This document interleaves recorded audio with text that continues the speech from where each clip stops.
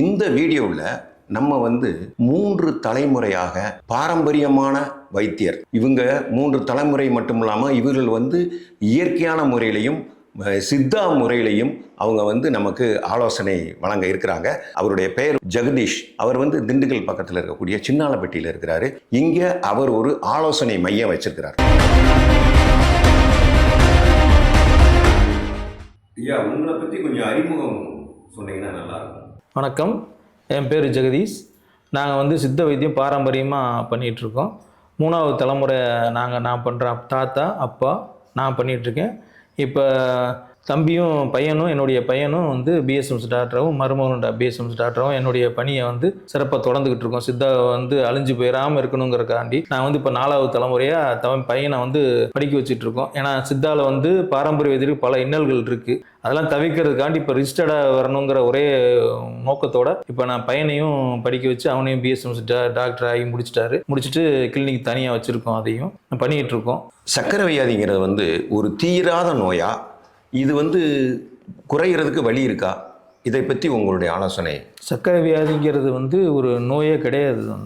சரிங்களா? அது சர்க்கரை நோய்ங்கிறது இன்னைக்கு பெருசாக இன்னைக்கு உலக அளவில் பேசப்பட்டு அதோட மருந்துகள் வேறு மாதிரி போய்கிட்டு இருக்கு. அதனால் ஃபஸ்ட்டு சர்க்கரை நோய் வந்துடுச்சுங்கிறத ஃபஸ்ட்டு நம்ம செய்ய வேண்டியது என்ன கேட்டிங்கன்னா, பயத்தை எடுத்துடணும். நமக்கு சர்க்கரை நோய் இல்லைங்கிற மனப்பான்மையை சைக்காலஜிக்கலாக கொண்டாந்துடணும் மைண்டுக்குள்ளே.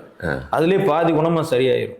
அதுக்கப்புறம் என்னன்னு கேட்டிங்கன்னா, முக்கியமாக எங்கள் குருநாதர்கள் எங்கள் பாரம்பரியமாக சொல்கிறது என்ன கேட்டிங்கன்னா, புலி சேர்க்கக்கூடாதுன்னு சொல்லுவாங்க. அதாவது காட்டில் இருக்க புலி மனுஷனை அடிக்கும், வீட்டில் இருக்க புலி நம்ம மனிதனை கொல்லுங்கிற மாதிரி ஒரு பழமொழி பழையாமல் நம்ம பாரம்பரியமாக செஞ்சுட்டு இருக்காரு. என் குருநாதர்லாம் என் கூட இருக்கும்போது நாங்களாம் இப்போ 30 வருஷத்து அளவில் புளியை சேர்க்கறது கிடையாது. தக்காளி புளிப்பு, லெமன் புளிப்பு, எலுமிச்சம்பழ புளிப்பு சேர்த்துக்கலாம். இது சேர்க்காம இருந்தாவே என் குருநாதர் என்ன சொல்லுவாருன்னா, பாதி வியாதி சர்க்கரை நோய் புளினால வரதான் சொல்லுவாங்க. உலக மக்கள் புளி இல்லைன்னா செத்து போயிடுற மாதிரி சொல்கிறாங்க. பேஷண்ட்டு நம்மகிட்ட வர்றாங்க, புளி சேர்க்கக்கூடாதுன்னு சொன்னோம்னாவே அவன் என்ன நினைக்கிறான், ஐயோ புளியா சேர்க்காம என்ன ஆல்டர்னேட்டிவ் உங்களுக்கு தெரியல, புளியோட சீரியஸ் தெரியல. ஏன்னா அதுக்கு பொதுவாக உள்ள தக்காளியும் நம்ம தக்காளி புளிப்பும் பாரம்பரியமாக வந்தது தக்காளி நம்ம ஊரில் இருந்தது தான். சரிங்களா? சரி. மிளகுக்கு மேலே காரத்துக்கு மிளகும், புளிப்புக்கு தக்காளியும் எலுமிச்சம்பழமும் போட்டு செஞ்சுக்கிட்டு இருந்தோம்.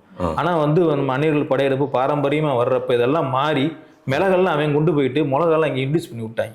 ஓஹோ. ஆமாம். அதனால என்னன்னா, நம்ம பாரம்பரியமான உணவுகளில் நம்ம நிறைய சரி பண்ண வேண்டியது இருக்கு. அதே மாதிரி வெள்ளை ஜீனிலையும் நிறைய ப்ராப்ளம் இருக்கு. அது கெமிக்கல், அதோடைய வெளுக்கிறதுக்காண்டி ஆகப்பட்ட கெமிக்கல் அதில் போட்டு, அதனால புளி, வெள்ளை ஜீனி, நம்ம அந்த பிராய்லர் சம்மந்தப்பட்டது இந்த மாதிரிலாம் நம்ம தவிர்த்தாவே நிறைய நம்ம சர்க்கரை நோய்களை கண்ட்ரோலில் கொண்டு வரலாம். சர்க்கரை நோய் இல்லாமல் கூட பண்ணலாம். இன்னொன்று என்னன்னு கேட்டிங்கன்னா, நம்ம உணவில் 6 சுவையில் நம்ம 4 சுவை சேர்க்குறோம். 2 சுவை சேர்க்கறது கிடையாது. அந்த 2 சுவை என்னன்னு கேட்டிங்கன்னா, நெல்லிக்காயும் துவர்ப்பு சுவையும் கசப்பு சுவையும் நம்ம சேர்க்கறது கிடையாது. சரிங்களா? சரி. அதை நம்ம உணவில் அறுசுவையாக எடுத்தோம்னாவே நமக்கு உடம்புல வியாதிகள் குறைஞ்சிரும். அது என்னன்னு கேட்டிங்கன்னா, மிளகா காரம் சேர்க்குறோம், உப்பு சேர்க்குறோம், உவர்ப்பு சேர்க்குறோம், கசப்பும் துவர்ப்பை தவிர மற்ற எல்லாமே சேர்த்துக்கிறோம். அதுக்கு என்னன்னு கேட்டிங்கன்னா, கசப்புக்கு நம்ம ஏதோ ஒரு கசப்பு சம்மந்தப்பட்டது, இப்போ வெந்தயமோ சுண்டக்காய் அந்த மாதிரி ஏதாவது ஒன்று எடுத்துக்கிட்டு, துவர்ப்புக்கு நம்ம நெல்லிக்காய் கடுக்கா, நெல்லிக்காய் தாண்டிக்கான்னு நம்ம தமிழ் மருத்துவத்தில் அருமையான திரிபலான்னு சொல்லுவாங்க. அதுகளை நீங்கள் எடுத்தீங்கன்னாவே துவர்ப்பு தன்மைக்கு எடுத்தோம்னா ரொம்ப அருமையான ஒரு தீர்வு நம்ம நல்லா கிடைக்கும். இப்போ நம்ம சாப்பிட்றோம்னா சுகர் இப்போ 250 300 இருக்குன்னு வச்சுக்கோங்களேன்.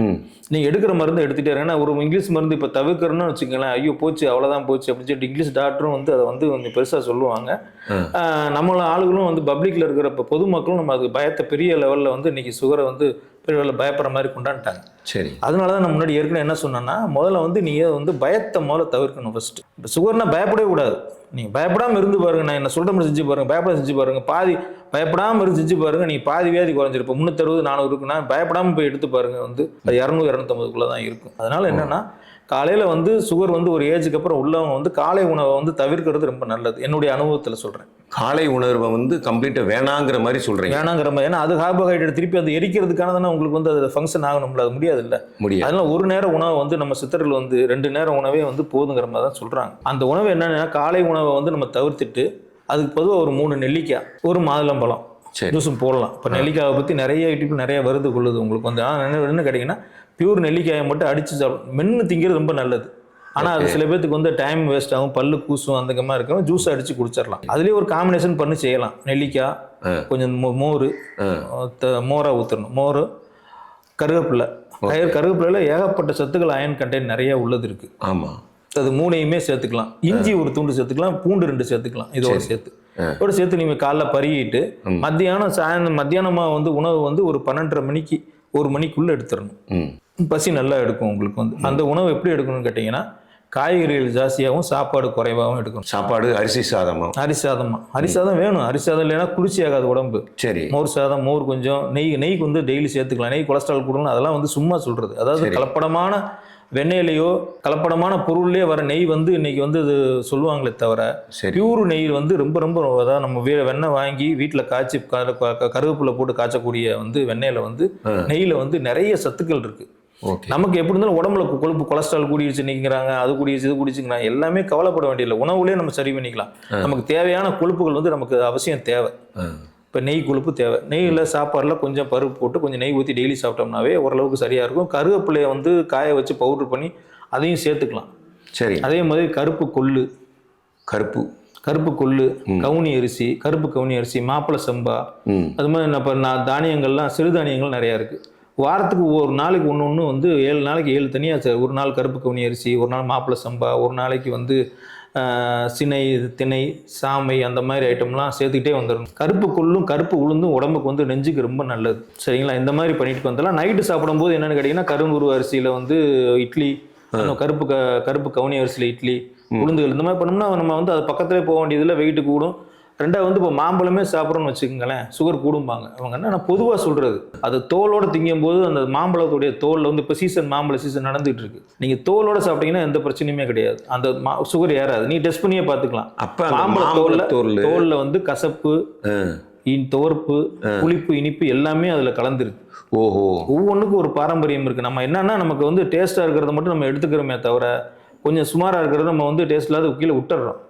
அதனால என்னன்னு கேட்டிங்கன்னா, ஒவ்வொரு பொருளுக்குமே அப்படி தான். வாழைப்பழமே எங்கள் தாத்தாலாம் தோலோடு தான் சாப்பிடுவார்.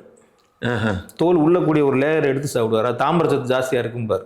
இப்போ நாட்டு பழம் சாப்பிட்றாங்க சில பேர், அந்த தோலில் உள்ள பகுதி அந்த லேயரை சாப்பிடணும், இப்படி உருவி சாப்பிட்றாங்க. ஆமாம், அது வந்து அது என்ன காரணம்? அது தாமிர சத்து அதில் நிறையா இருக்குது. அந்த சுகரை வந்து கண்ட்ரோல் பண்ணக்கூடிய இது தோலில் இருக்குது.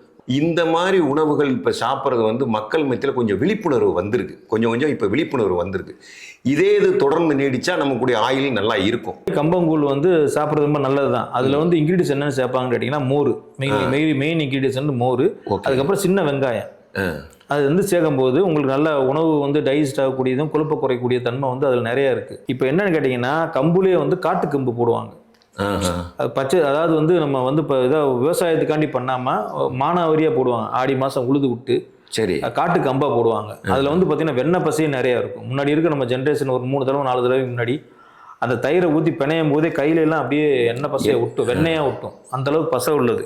சரி. இன்னைக்கு காலகட்டத்தில் எல்லாமே மாறிடுச்சு. இன்னைக்கு ஹைபிரிட்டாக போடுறாங்க. இருந்தாலும் காட்டுக்கம்புகள் வந்து இன்னைக்கு நிறைய கிராமத்தில் விவசாயத்தில் வந்து வந்துகிட்டு இருக்கு. அது வந்து நல்ல மெடிசன். அது ராகி, அதெல்லாம் ராகிலாம் வந்து உங்களுக்கு சுகரை குறைக்கிறதுக்கான அருமையான ஒரு இது. அது இன்க்ரீடியன்ஸ் என்ன சேர்க்கறதுன்னு கேட்டிங்கன்னா, எந்த பொருள் சேர்த்தாலும் சின்ன வெங்காயமும் மோரும் சேர்க்கும் போது உங்களுக்கு வந்து டைஜஸ்ட் தன்மையும் அந்த பிளட் பியூரிஃபிகேஷன் ஆகிறதுக்குள்றது, கல்லீரலில் போய் வேலை செய்கிறது, பேங்க்ரியாஸில் போய் வேலை செய்கிறது, எல்லாமே உடல் உறுப்புகள் எல்லாமே வந்து கரெக்டான ஒரு ராஜகருவிகளை வந்து இயக்கக்கூடிய தன்மை வந்து அந்த இயற்கையான மருந்துகள் நமக்கு இருக்குது. அது நம்ம வந்து பாரம்பரியமாக வந்து நம்ம செய்யாமல் விட்டாச்சு. ரெண்டாவது வந்து என்னென்னா, நம்ம வந்து நான்வெஜ் சேர்க்காதீங்க, கொலஸ்ட்ரால் கூடிய அதெல்லாம் கிடையாது.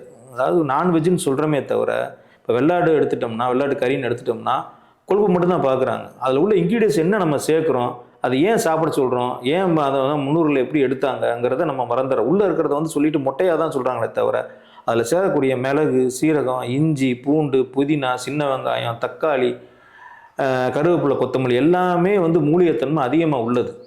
இஞ்சி பூண்டு அதிகமாக சேரும்போது அதில் இருக்க கொலஸ்ட்ராலை குறைச்சி நல்ல கொலஸ்ட்ராலை வெளியே எடுத்து நமக்கு வந்து செல்கள் உற்பத்தியாகி செல்கள் வந்து நீந்தி போகிறதுக்கோ, செல் உற்பத்தி ஆகிறதுக்கோ, உடம்புல இருக்க ராஜகருவிகள் இயங்குறதுக்கோ அந்த கொழுப்பு அவசியம் வேணும்.